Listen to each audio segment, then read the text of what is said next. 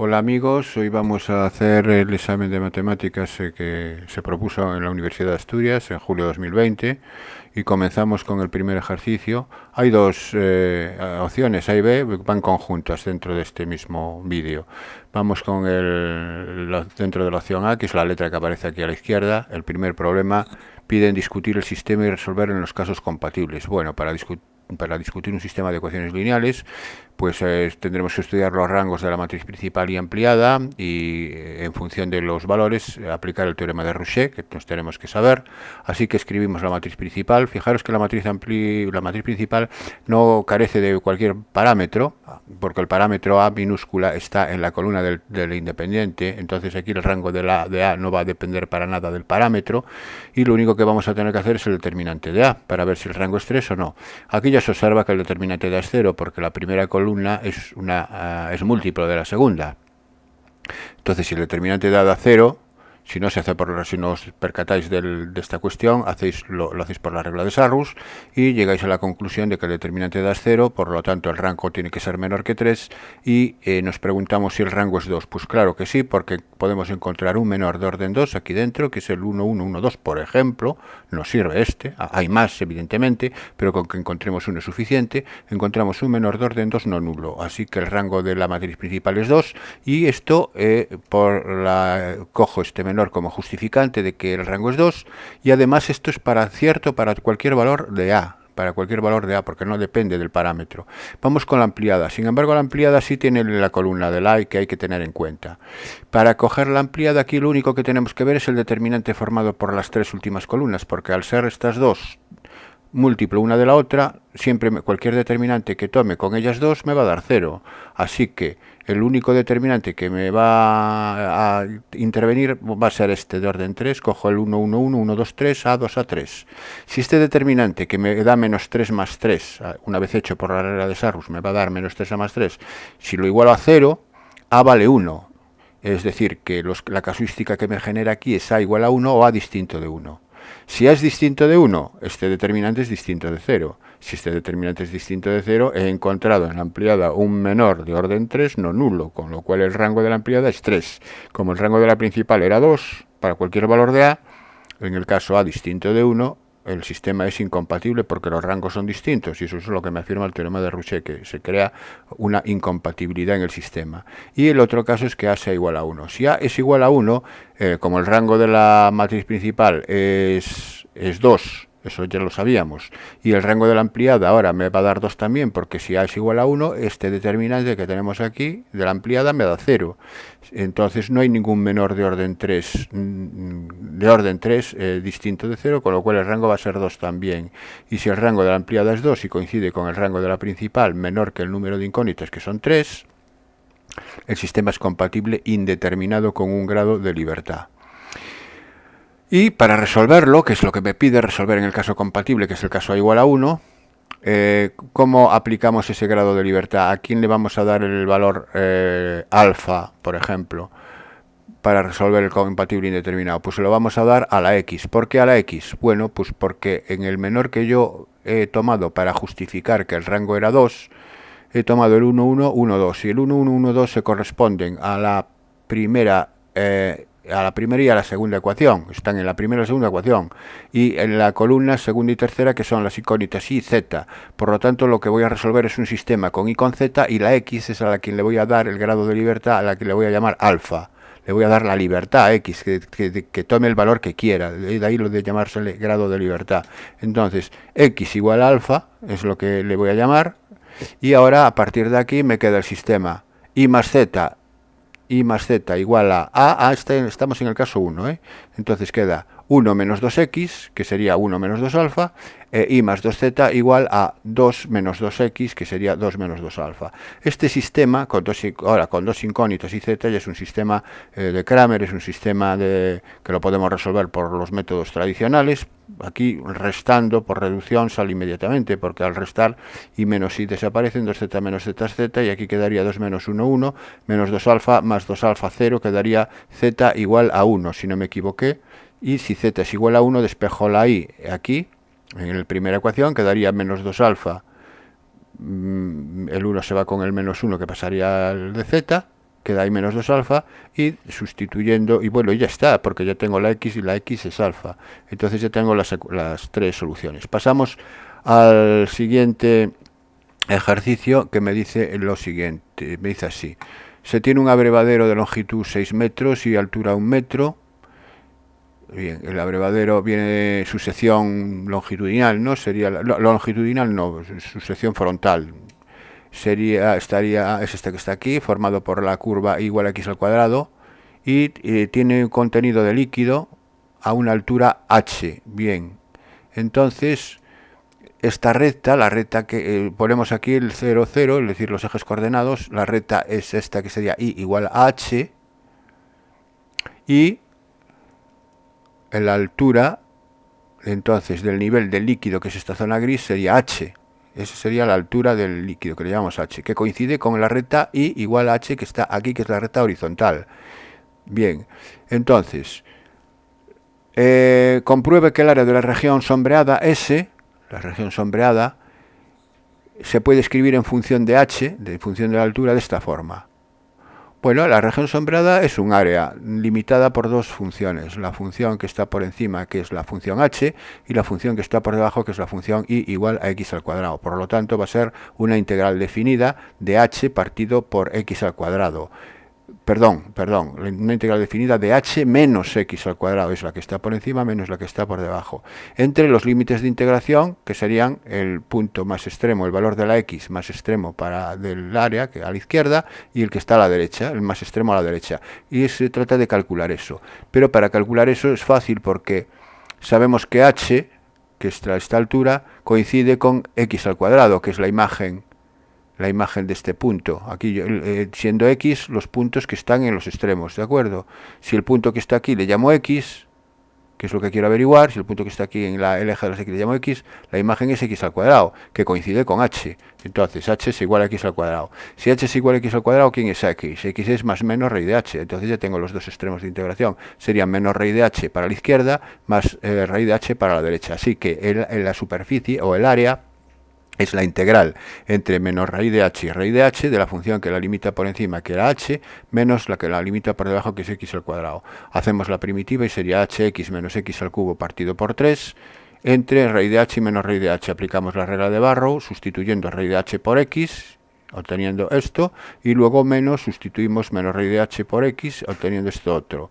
Haciendo operaciones aquí, el resultado final me queda, ya sin pararme mucho, 4h raíz de h partido por 3, que es lo que me piden que demuestre, ¿no? Este sería la superficie en función de h.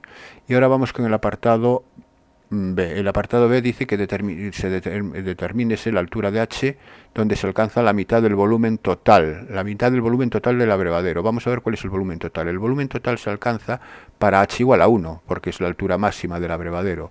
Entonces, si se alcanza para h igual a 1, el área sombreada sustituimos aquí h por 1. Sería que la superficie, si h es igual a 1, queda 4 tercios. Eso sería la superficie.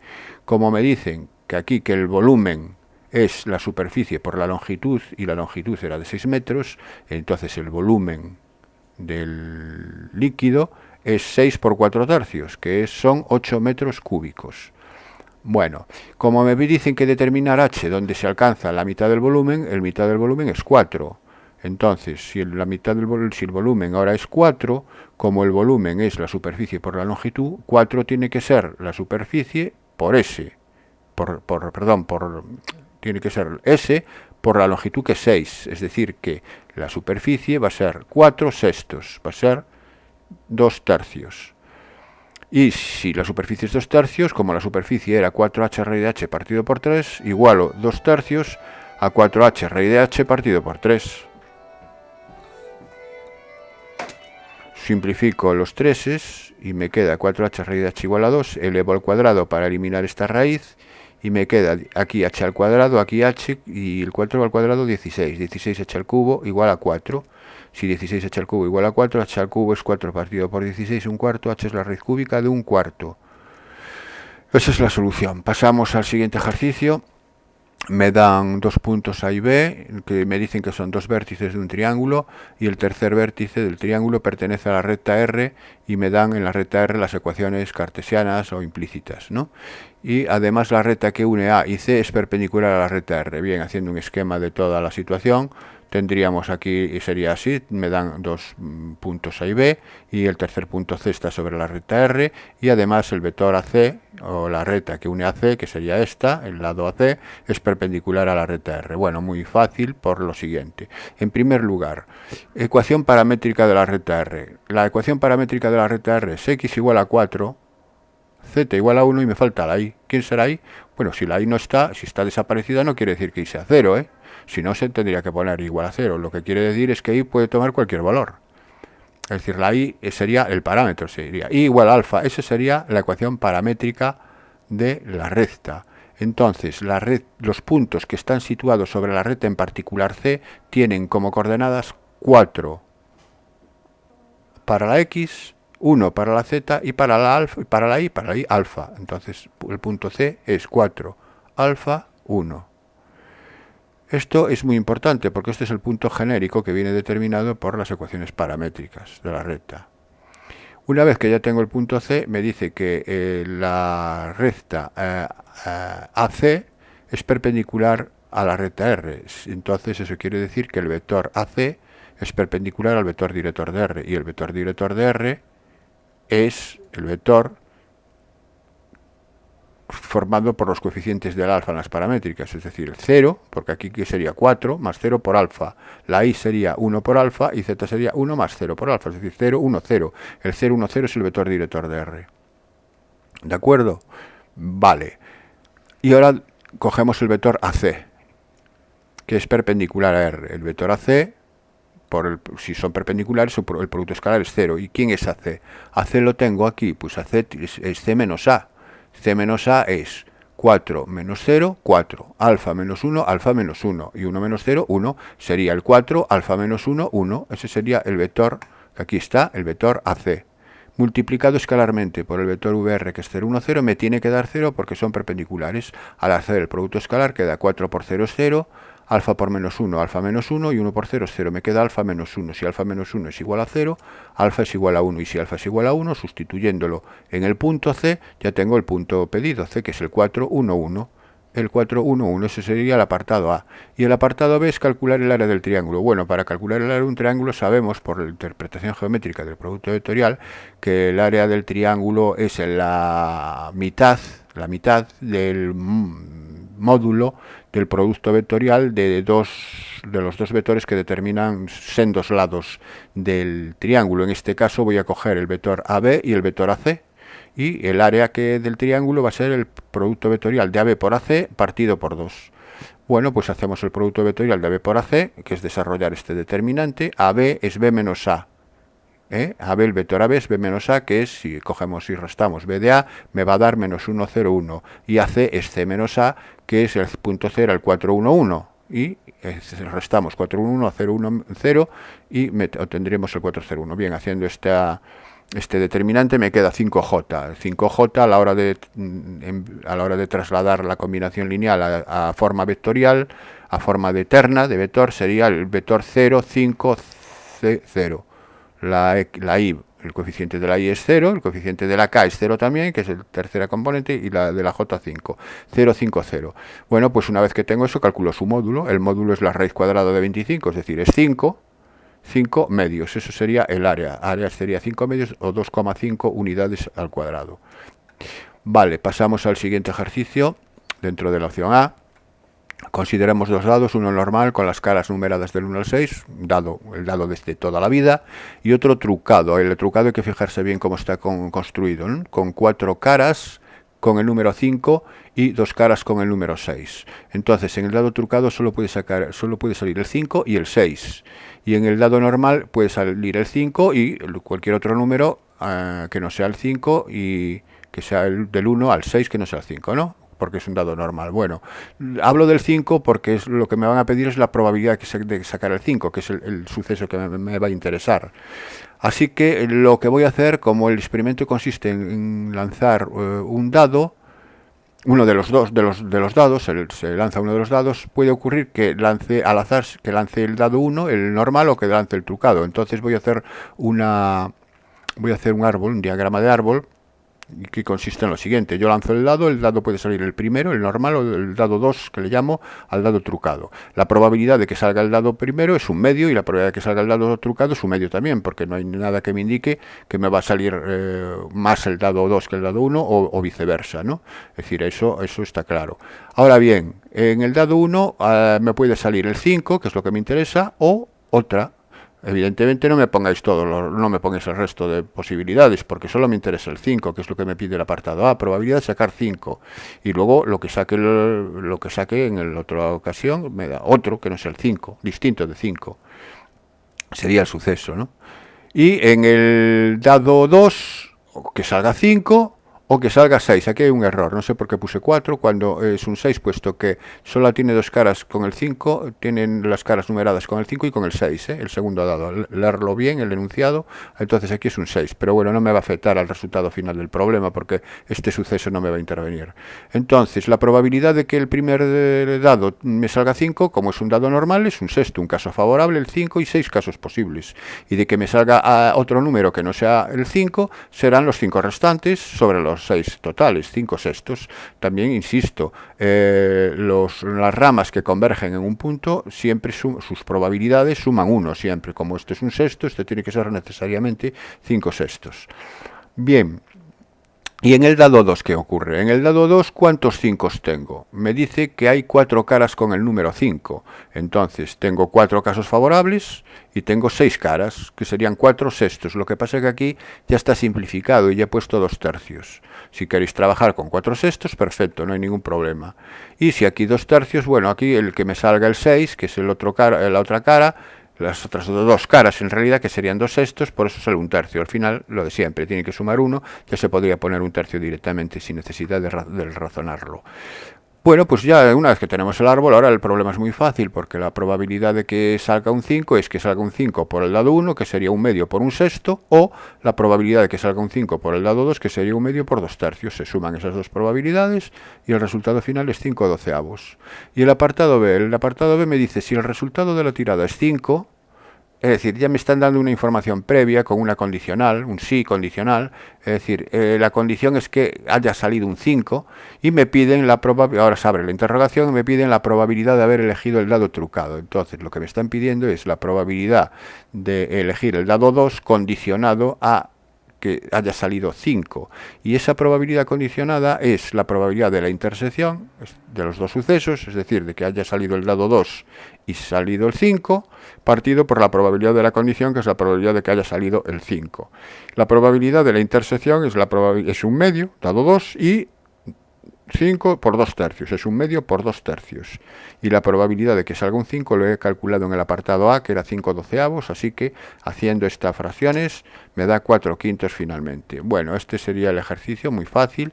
Pasamos al siguiente y ya no entramos dentro del apartado B. Me dan una matriz de 3 filas y 4 columnas y me piden su rango. Bueno, pues para calcular el rango, en principio, como mucho este rango puede ser 3. Tiene que ser inferior a 4, porque aquí ya el orden más alto de los menores que yo puedo encontrar aquí dentro son de orden 3, son matrices cuadradas de orden 3. Y voy a coger, por ejemplo, esta, la 1, 2, 1, 0, 0, 6 y 1, 4, 4. Hago este determinante y resulta que este determinante me da distinto de 0, con lo cual ya he encontrado un menor de orden 3, no nulo. Esto me asegura que el rango de esta matriz es 3. Con lo cual ya está. Si esto me diese 0, tendría que coger otra combinación de 3 columnas hasta que, una vez cubiertas todas que me diesen 0, tendría que ir bajando a rango a comprobar que hay una de orden 2 para afirmar que el rango es 2, etcétera. Pero como ya he encontrado una, desde el principio ya he encontrado una, que esto es distinto de 0. Bien, el rango es 3, apartado A, listo. Apartado B. Dice, si existe, encontrar o calcula una columna combinación lineal de las restantes. A ver, ahora vamos a interpretar lo que significa que el rango de A sea 3. Lo que el rango de A sea 3 quiere decir que el número de filas linealmente independientes es 3 y que el número de columnas linealmente independientes es 3. Como aquí me habla de una columna combinación lineal de las restantes, como sé que columnas hay 3 independientes, ¿cuáles son las 3 independientes? Pues en principio serán las que constituyeron este menor que he tomado aquí, porque el determinante es distinto de 0, son las 3 independientes. La cuarta, que en este caso es la 0, 1, 2, va a ser dependiente de las otras 3. Y por tanto, la 0, 1, 2 se puede escribir como combinación lineal de las otras 3. Es decir, que yo puedo hacer que 0, 1, 2, la columna 3, que es 0, 1, 2, se escriba en combinación lineal de 1, 2, 1, 0, 3, 6 y 1, 4, 4. ¿Y qué es una combinación lineal? Una combinación lineal es coger las columnas, en este caso, sumarlas multiplicándolas por un número real, por un escalar, que aquí le he llamado A, B y C. Esta igualdad me va a generar un sistema de 3 ecuaciones con 3 incógnitas. Las incógnitas son A, B y C. O sea, ¿y cuál sería la primera ecuación? La primera ecuación sería A por 1, A, B por 0, 0, C por 1 es C. Me queda A más C. A más C es igual a la primera componente de la primera columna, que es 0. A más C igual a 0. La segunda es 2A más 3B más 4C igual a 1. Y la tercera es A más 6B más 4C igual a 2. Este es un sistema de 3 ecuaciones con 3 incógnitas que lo podemos resolver por los métodos tradicionales o por el método de Gauss. El método de Gauss, cojo la matriz de los coeficientes de A, de B, de C y voy a hacer ceros debajo de los elementos de esta diagonal, de la diagonal 1, 3, 4, y tengo que hacer un 0 donde está el 2, donde está el 1 y donde está el 6. Para hacer un 0 donde está el 2 y donde está el 1, en la primera columna a la fila 2 le resto el doble de la fila 1 y a la fila 3 le resto la fila 1. Aquí estas son las operaciones que estoy haciendo. Fila 2 menos el doble de la fila 1 y fila 3 menos fila 1. Y eso me va a producir un 0 aquí y un 0 aquí, donde estaba el 2 y donde estaba el 1. Eso ya sabemos cómo hacerlo. O tenemos que saber ya cómo hacerlo. Y en este caso, a la fila 3, ahora tengo que hacer un 0 donde está el 6, entonces a la fila 3 le voy a restar el doble de la fila 2 para aquí obtener un 0. Así que a la fila 3 le resto el doble de la fila 2 y obtengo el 0. Y entonces llego a este sistema equivalente que se corresponde con la ecuación. La última se corresponde con la ecuación menos C igual a 0. Si menos C es igual a 0, C es 0. Vamos subiendo. 3B más 2C igual a 1. Como C era igual a 0, queda 3B igual a 1, B igual a 1/3.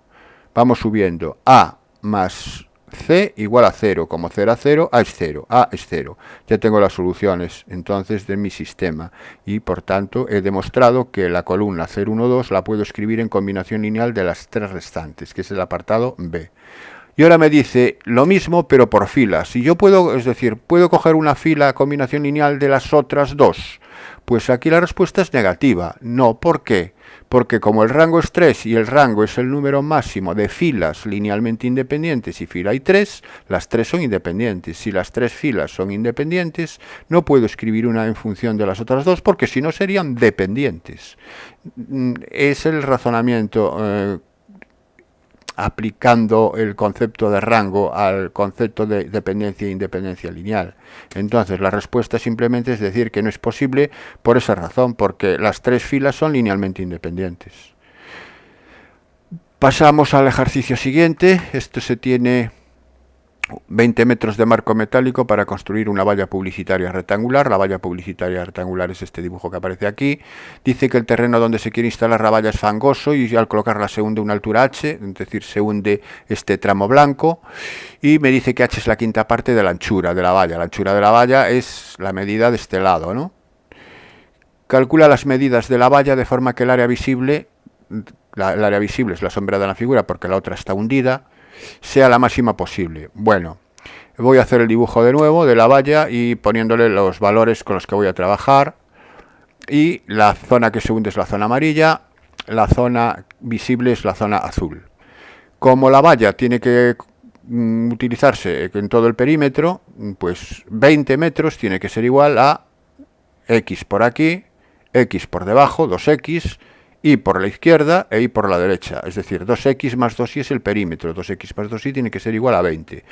Esto se puede simplificar dividiendo por 2 y quedaría que X más Y es igual a 10. Y voy a despejar la Y en función de X porque la voy a luego al necesitar. Esto lo puedo hacer ahora o lo puedo hacer después. Bueno, en principio lo he hecho ahora, despejado la y en función de x. Vamos a ver entonces ahora qué es lo que tengo que hacer máximo en este caso. Lo que tengo que hacer máximo es el área visible, es decir, el rectángulo azul. Entonces tengo que ver cuánto vale el área de ese rectángulo azul. También me dice que esta zona, lo que se hunde, mide un quinto, es la quinta parte de la anchura, por eso es un quinto de x, la anchura es x, y entonces se hunde este tramo un quinto de x, ¿no? Bueno, pues entonces el área visible es, repito, es la zona azul, es la base, por la altura, es un rectángulo. La base es x. ¿Y cuánto vale la altura? Pues la altura vale y, que es todo esto, menos la altura de lo amarillo, menos un quinto de x. Y x por y menos un quinto de x es x por y menos un quinto de x al cuadrado. X por y menos un quinto de x al cuadrado. También lo podéis razonar de otra manera. Podéis decir que el área visible es el área total. El área total es x por y. Y le restamos el área del rectángulo amarillo. El rectángulo amarillo es base por altura, que es x por un quinto de x al cuadrado. De las dos formas, o bien haciéndolo con paréntesis o bien sin paréntesis. ¿Vale? Aquí ya está quitado el paréntesis. Bueno, pues ya tengo la función área, que es la función que tengo que hacer máxima, con lo cual es la función con la que tengo que trabajar. Pero como las funciones yo las tengo que trabajar en una sola variable, no en dos, porque aquí aparece la x y la y. Necesito solamente trabajar en función de una, de ahí que haya despejado la y antes para expresar y en función de x y poder trabajar solamente con x. Así pues, el área la vuelvo a escribir, pero ahora ya sustituyo la y por 10 menos x. Hago operaciones para extraer este paréntesis y al final sumo los términos semejantes y me queda este polinomio, y esa es la función con la que tengo que trabajar. Ese es el área visible en función de x. Para que haya un máximo o un mínimo, que es lo que me pide el problema, en este caso un máximo, la derivada se tiene que anular. Así que lo que tengo que hacer es la derivada, y la derivada es menos 12 quintos de x, porque es menos 6 quintos por 2x, más la derivada de 10x, que es 10. Bien, esto se iguala a 0 y se despeja la x, y resulta que al despejar x me queda 25 sextos. Bueno, pues ¿de dónde sale 25 sextos? Bien, esto es el 5 pasa multiplicando al 10, queda 50, y el 50 pasa restando a menos 50, x es menos 50 entre menos 12, que es 50 doceavos, que simplificado, dividiendo todo por 2, queda 25 sextos. 25 sextos de metros es lo que mide x, y aquí tendría que haber o un máximo o un mínimo. Vamos a ver si es la solución que me pide, si es un máximo. Para ver si es un máximo o un mínimo, utilizo el criterio de la segunda derivada. Si la segunda derivada en el punto es positivo, es un mínimo. Si la segunda derivada en el punto es negativo, es un máximo. Entonces calculo la segunda derivada, y la segunda derivada es menos 12 quintos, y además no depende para nada de x, siempre es negativo. Si siempre es negativo, el punto en particular es un máximo, porque la segunda derivada es negativa. Así que ya he demostrado que en 25 sextos hay un máximo. Entonces la medida de la valla, pues x de 25 sextos de ancho y de alto, pero y era 10 menos x, lo tengo despejado de aquí, es decir, es 10 menos 25 sextos, y 10 menos 25 sextos es 35 sextos. Así que ya tengo las dimensiones de la valla para que el área visible sea la máxima posible. Bien, pasamos al siguiente ejercicio. Dados dos puntos A y B y la recta R que determinan, y sea esa la recta definida por, bien, pues me sale S ahí definida. Estas son las ecuaciones cartesianas de la recta S. Me pide estudiar la posición relativa de las rectas. Bueno, para estudiar la posición relativa de las rectas, lo que voy a hacer es ver los elementos de las rectas. En principio, para las rectas A y B, tengo un punto, que es el punto A, 2, 1, 0, y el vector, tomo el vector BA. Vector BA es A menos B, es el 1, 1, 1. Si queréis tomar el vector AB, perfecto también, y si queréis tomar el punto B, perfecto también. Es decir, tenéis varias alternativas aquí. Yo he tomado estas porque son números más sencillos de trabajar. Y ahora cojo la recta S, y para la recta S, para ver qué punto y qué vector tienen, pues lo paso a paramétricas. Lo paso a paramétricas porque es muy fácil. Aquí para pasar a paramétricas le damos a X el valor alfa, por ejemplo. Aquí le estoy dando a X el valor alfa, se lo podéis dar a Y o a Z, Yo se lo doy a X y despejo la Y, que es 2 menos X, es decir, 2 menos alfa, y luego despejo la Z, que es menos Y. Es darle la vuelta al signo sería menos 2 más alfa. Bueno, entonces una vez que ya tengo las ecuaciones paramétricas de S, ya puedo obtener sus elementos, que son el punto, que son el 0, 2 menos 2, le llamo el punto P, y el vector, que no lo he escrito, que es el 1 menos 1, 1, el vector director de S, el 1 menos 1, 1. Pues para estudiar la posición relativa voy a estudiar primero el rango de los vectores para ver si los vectores están en la misma dirección o están en distinta dirección.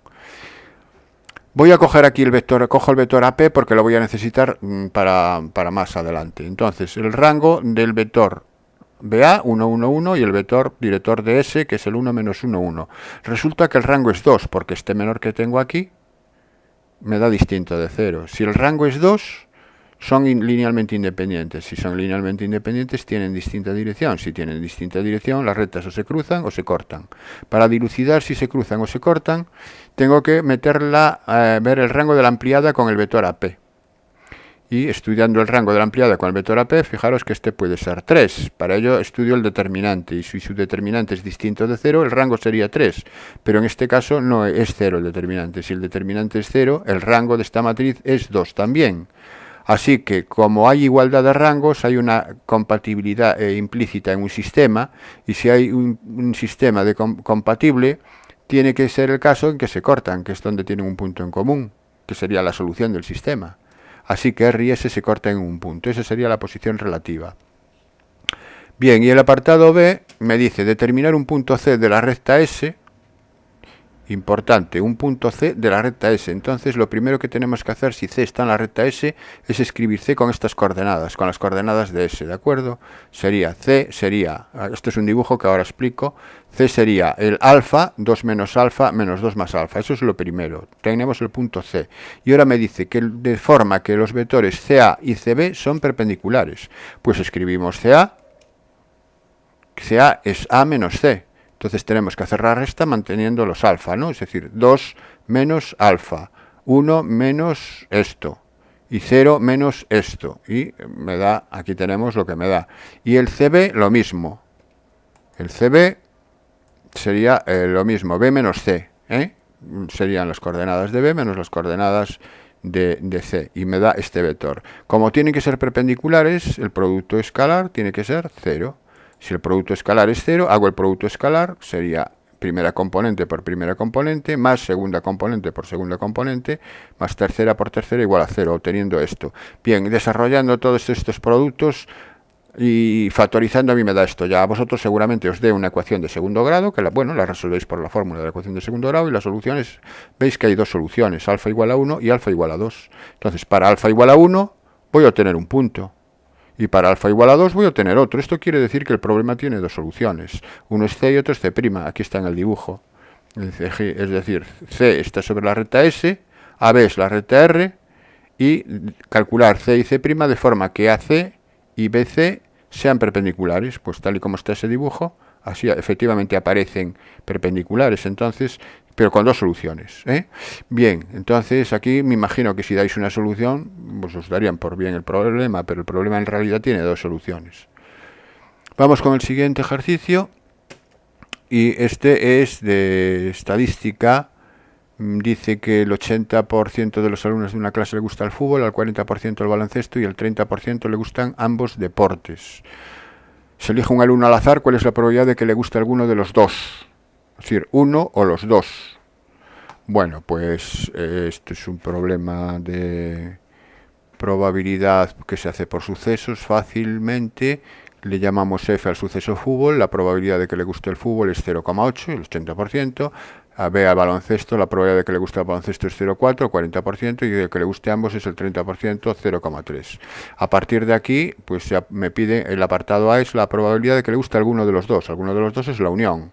o F o baloncesto, fútbol o baloncesto.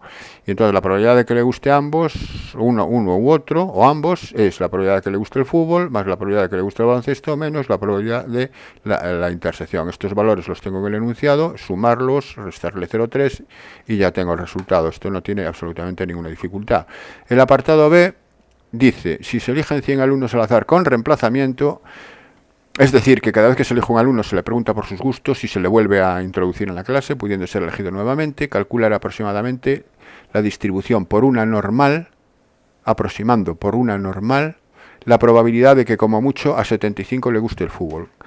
Bueno, aquí ya me está diciendo lo que tengo que hacer, me está diciendo que lo aproxime por una normal, pero ¿qué tengo que aproximar? Tengo que aproximar una binomial, y una binomial donde n es 100, donde P, estamos hablando del fútbol, donde P es 0,8. Entonces estamos hablando de X igual al número de alumnos que le gusta el fútbol y como una binomial 100, 0,8. Esto hay que aproximarlo por una normal. Para pasar de la binomial a la normal hay que hallar la media y la desviación típica.